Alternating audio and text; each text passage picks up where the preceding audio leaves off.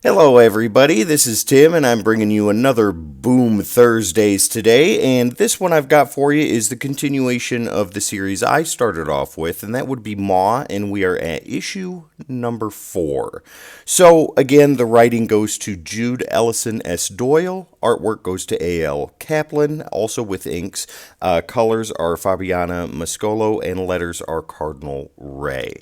Now, if you guys remember from before, this story kind of deals with a lot of trauma, and it's kind of triggering. But if you can get past that and read the story, it gives you a really good understanding of why certain events took place to bring us to where we are in issue number 4. So going forward with that, what I want to say here is like within the first page, we get a little bit more backstory. And I really dig that because that gives us a little bit more of a reason why Marion and Wendy, the sisters, have made their way to the island for like spiritual cleansing and things like that.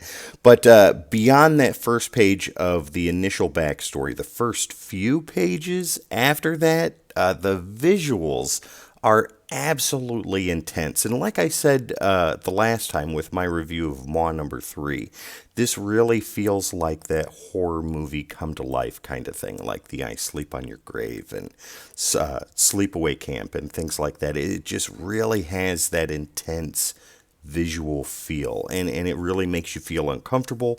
But on top of that, that horror aspect, they really capture that very well. And I think the writing and artist team, Jude Ellison S. Doyle and A.L. Kaplan, I think they do a phenomenal job there.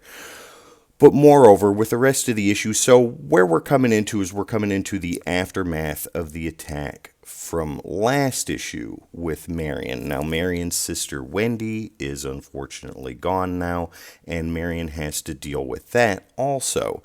Now, Marion is also going through her transformation, and with the artwork on the transformation and her having to deal with that, again, guys, that looks absolutely unreal. It's like these creatures are trying to tear their way out of her, and you can tell that she's in like an intense amount of pain and having to deal with all of this stuff. But just the way that that's drawn and the way that Kaplan has put the artwork to that, and however Jude made the descriptions for what Kaplan was supposed to do, or if there was any creative freedom allowed with that, you can really see the work in there, and it looks absolutely surreal. It looks wonderful. But beyond that, I don't want to give most of the story away because I want you guys to go out and check this out. I want you to go to the LCS, your local comic shop, and put this on your pull list because this is a really good story, and this is a story that I highly recommend for you guys. I loved issue 3. I loved the 2 issues before that, and I'm really invested with issue 4 now too. And the big reason for that is there's a pretty big event that happens between a mother and a son, the mother being the main character, one of the main characters, the person that's in charge of the island, and her son, the dude that drives people from where they get off on the boats or the planes and into the center of the island. And that was unexpected to me, and I was not prepared for that, but it happened, and it's awesome, and you guys need to check it out. And the ending, just the last panel on the ending for Maw number 4 really had me hooked once again. So I'm ready for Maw number 5. So as far as writing goes on this, that definitely gets an 8 out of 10 for me. And the artwork also gets an 8 out of 10. So this is a solid 8 out of 10 for me as far as book-wise goes.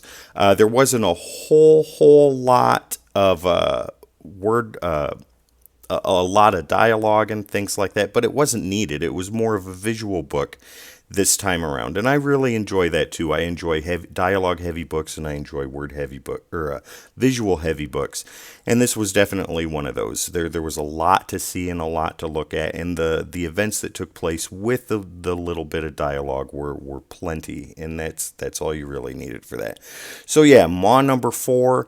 Boom Studios, guys, this is definitely one that you need to have on your pull list, and you need to start reading this. It's such a great series, and if you love any of that type of horror or anything like that, this is definitely going to be a book for you.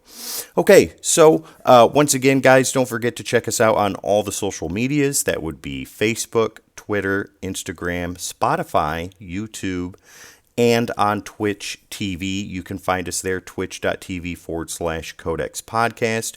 We stream every Wednesday for the show at around 5:30 to 5:45 Central Standard Time. So that would be 6:30, 6:45 Eastern Standard Time for you guys on my side of the country. All right, once again, my name is Tim. This is Boom Thursdays, and I will see you next time.